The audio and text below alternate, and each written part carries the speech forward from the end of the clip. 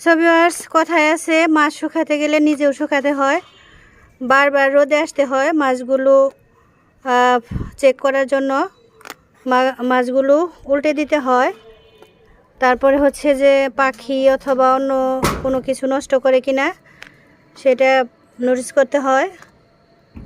তাই মাছ শুকানো কিন্তু কষ্টও আছে, একেবারে কিন্তু সহজও নয়।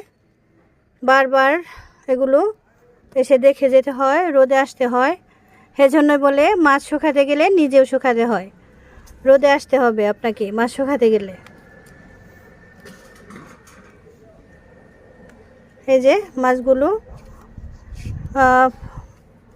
ডালার মধ্যে বিছিয়ে দিচ্ছি পাতলা করে, যাতে খুব দ্রুতই শুকিয়ে যায়, একটার সাথে আরেকটা লেগে না যায়। এভাবে করে আবার কিছুক্ষণ পর পর এসে এগুলো উল্টিয়ে দিয়ে একটু ফাঁকা ফাঁকা করে দিতে হবে, এতে করে মাছগুলো তাড়াতাড়ি শুকিয়ে যাবে।